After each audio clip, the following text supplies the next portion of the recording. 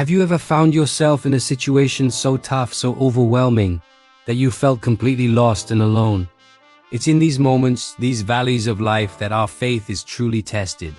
The late Dr. Charles Stanley, a voice of wisdom and unwavering faith for millions, often spoke about this very challenge. He asked a profound question that resonates with so many of us. How do we walk with God in difficult times? It's not about avoiding the storms, because we can't. It's about learning to navigate them with God as our anchor and our guide. Today we're going to dive deep into Dr. Stanley's timeless wisdom on this subject, unpacking the practical, powerful principles he taught for not just surviving but thriving in faith, even when the path is hard. So, grab a cup of coffee, find a comfortable spot, and let's explore this together. First, Dr. Stanley always emphasized the absolute necessity of trusting in God's sovereignty. This is the bedrock of our faith walk. What does it mean? It means believing deep in our bones that God is in complete control, even when our circumstances scream otherwise. When you lose a job, when a relationship ends, when you get a frightening diagnosis, our first instinct is often fear and panic. We see chaos. But trusting in God's sovereignty means looking beyond the chaos and affirming that a loving, all-powerful God is still on the throne. Dr. Stanley would often remind us that nothing enters our lives that hasn't first passed through the hands of our Heavenly Father.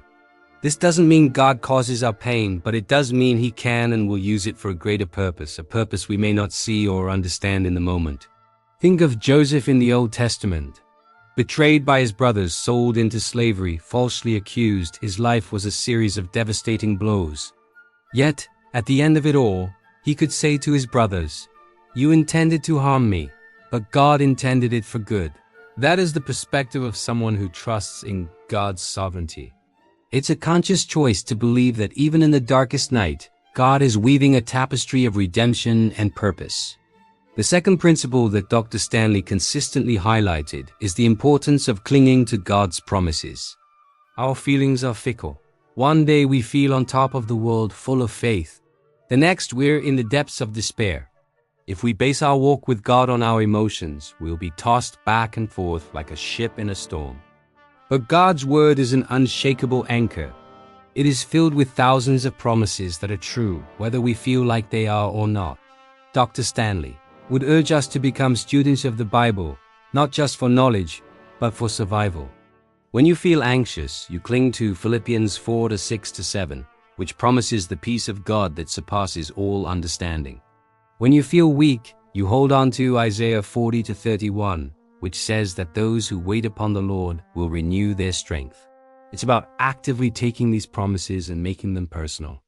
Write them on index cards, put them on your mirror, memorize them, speak them out loud over your situation. When the winds of difficulty howl, our feelings will fail us, but God's promises are a fortress. They are the firm ground beneath our feet when everything else is sinking sand. This isn't just positive thinking. It's placing our faith in the unchanging character of God who cannot lie. Building on that, the third crucial step is to maintain a consistent prayer life. Dr. Stanley didn't see prayer as a religious duty or a last resort. He saw it as our lifeline to the Father. When times are tough, it's easy to stop praying. We might feel too tired, too angry, or we might think, what's the use? But Dr. Stanley taught that it's in these very moments that we need to press in and pray more than ever. Prayer in difficult times isn't about giving God a list of demands to fix our problems. It's about communion. It's about pouring out our heart to Him, our fears, our frustrations, our pain, our confusion. It's being honest with our Father. 1 Peter 5-7 says, "Cast all your anxiety on Him because He cares for you." Prayer is the practical act of casting those burdens. It's a declaration of dependence. It says, "God, I can't handle this on my own. I need you." It shifts our focus from the size of our storm to the size of our God. And something powerful happens in that space. We may not get an instant solution, but we find strength for the next step. We find comfort in His presence. We find a renewed sense of His love for us. Persistent, honest prayer keeps the lines of communication open and reminds us that we are never, ever alone in our struggle. The fourth principle and this is one we often forget, is to obey God, even when it doesn't make sense. In times of crisis, we want a quick fix. We want the easy way out. But God is often more interested in our character than our comfort. He uses difficult times to shape us, to refine us, to make us more like Jesus, and our part in that process is obedience. This might look like forgiving someone who has hurt you deeply. It might look like being generous when your own finances are tight. It might mean staying in a challenging situation that God has not yet released you from. Dr. Stanley would say that obedience is the ultimate expression of our trust. It's saying, God, I don't understand why you're asking this of me. It's hard. It hurts. But because I trust you, I will do it. Every act of obedience, no matter how small, strengthens our faith muscles. It proves to ourselves and to the spiritual world that our allegiance is with God, not with our circumstances or our feelings.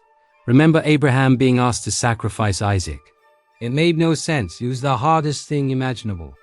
But his obedience demonstrated a level of trust that God honored in a powerful way. Our obedience in the small, difficult things paves the way for God's big victories in our lives. Finally, Dr. Stanley taught us to look for God's hand at work and to cultivate a heart of gratitude. This sounds almost impossible when you're in pain, doesn't it? Be thankful for this? But gratitude isn't about being thankful for the bad circumstances.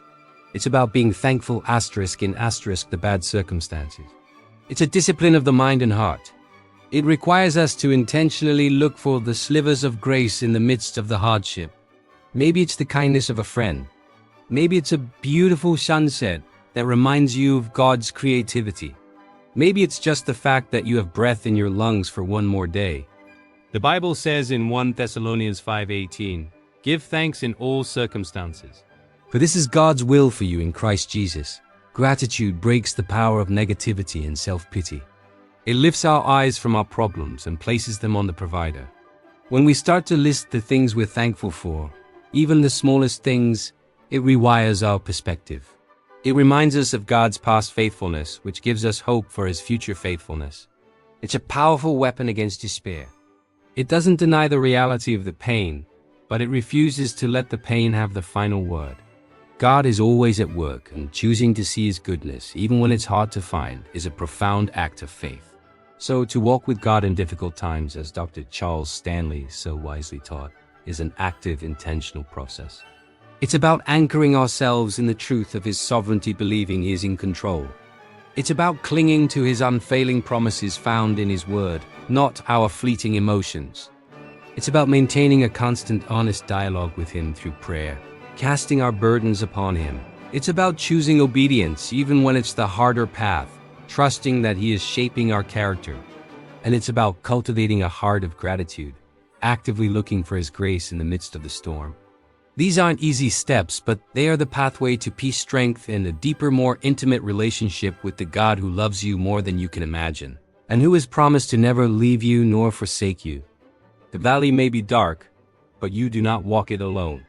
Thank you so much for spending this time with me today. I hope these principles from Dr. Stanley's ministry have encouraged you, wherever you are on your journey. If this message resonated with you, please consider giving it a thumbs up and subscribing to the channel for more content like this.